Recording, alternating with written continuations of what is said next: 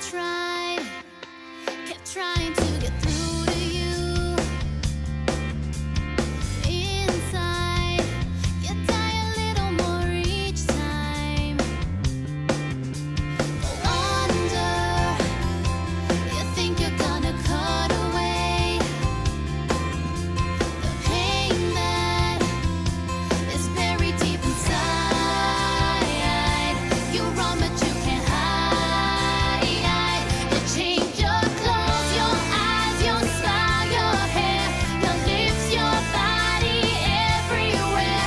But this I know without a doubt: true beauty comes from inside. True beauty comes from inside. True beauty comes from inside. You think that you're the only one, but you and me, we're really just the same.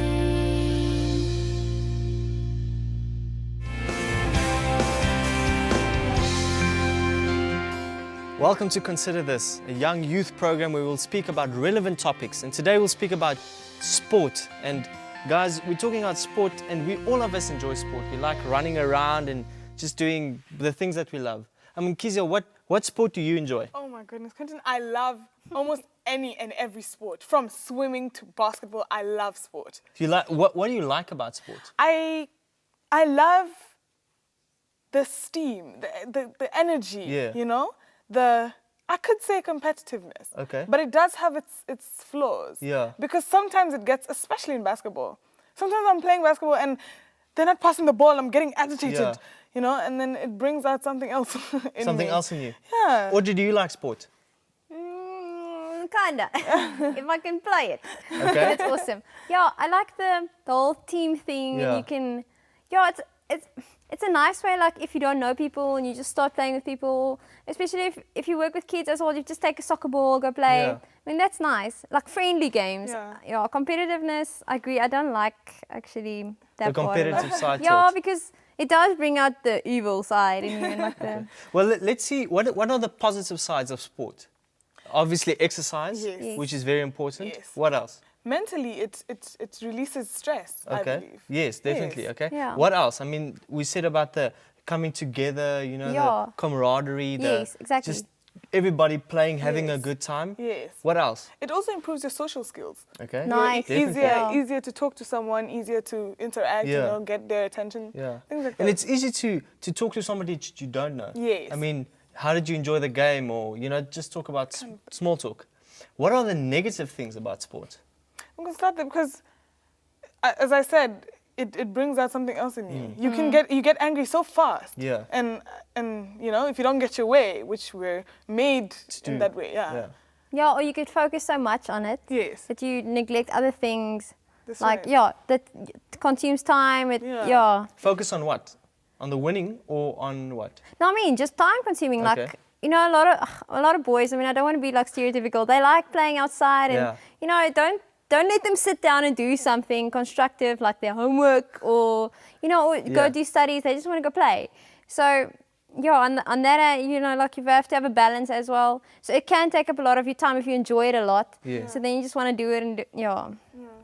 Now, I mean, sport is a good thing, gives you exercise, and there is, I think, in any or every sport, especially team sports, there's kind of that competitive That's true. element. It will always be there. I mean, Yeah. why do you play a game? You play to win, or Yeah. you don't just go around just to kick the ball. I mean, when you're playing soccer, you want to get a goal. That's the true. aim of the game. Yeah, That's right. So that competitive element will always be there. That's right. But how would you say do we kind of steer away from that, not to be still Christian in our games, you know? Yeah. Because we've seen volleyball games or soccer games or anything that kind of the Christian attitude isn't there. They Yeah. just want to win. Yeah. How can we keep the balance to still keep the Christian attitude, but still keep that kind of, you get the aim of the game? Yes. Like But I good- just wanted yeah. to say that, you know, sometimes, especially with football, we get obsessed with the sport. Yes. Like we Like overdo idol. it, you know? Like who's Arsenal and you know? Yeah. And it's overdone. And it's just we need to take that step back and not make it an obsession. Yes. You know, Nice. something that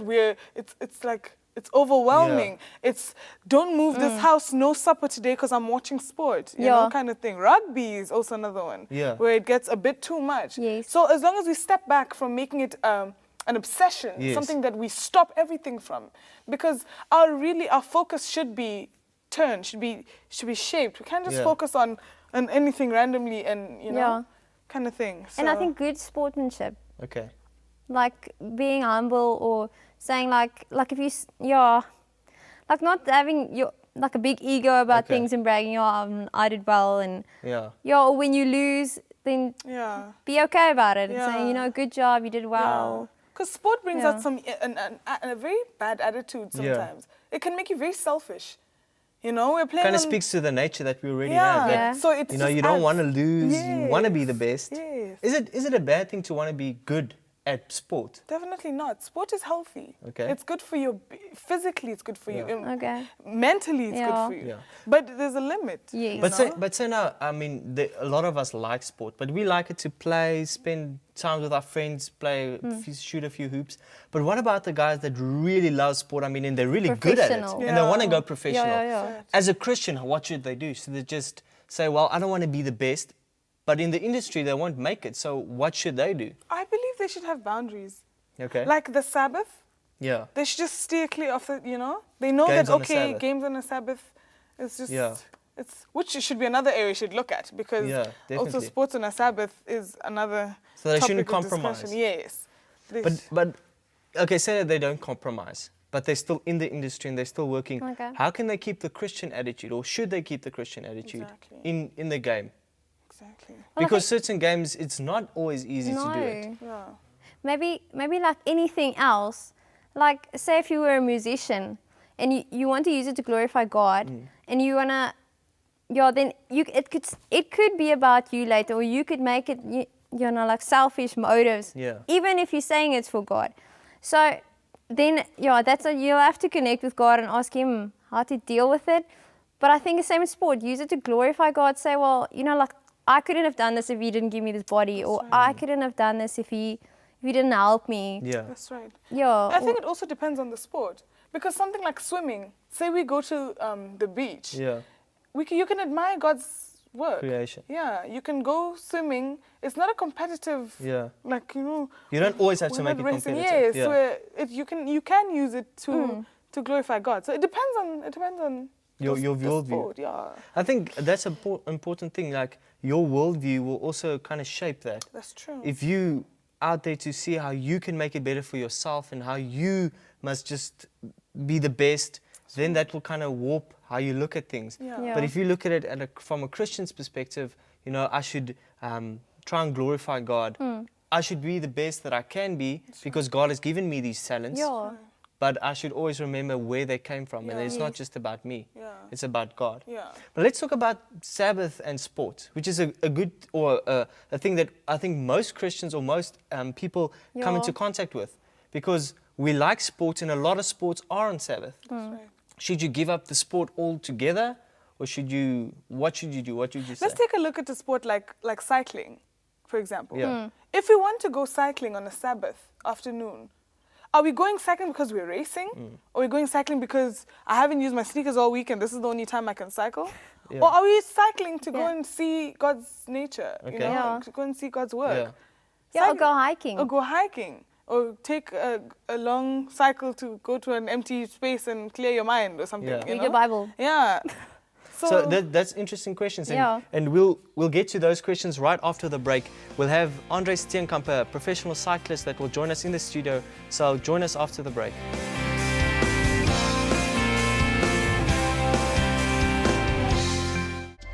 So we saw the need for relevant Bible-based media aimed at youth and young adults that could counteract the effect of destructive messages in media, like violence and immorality. Not just in one city, one country, or one continent, but the whole world. So how do you create something real, wholesome, and get it to be available not just somewhere, but everywhere? 2 heads are better than 1. So if you take a few heads from a number of countries and transcend the cultural differences to isolate the real issues, you can use a collaboration of mission-minded individuals who work in television, film, radio, the internet, and other forms of media to make a tangible difference. When you connect individuals, ministries, organizations, and companies globally who share the same vision, you exponentially increase their sphere of influence. So why not connect, create, and counteract?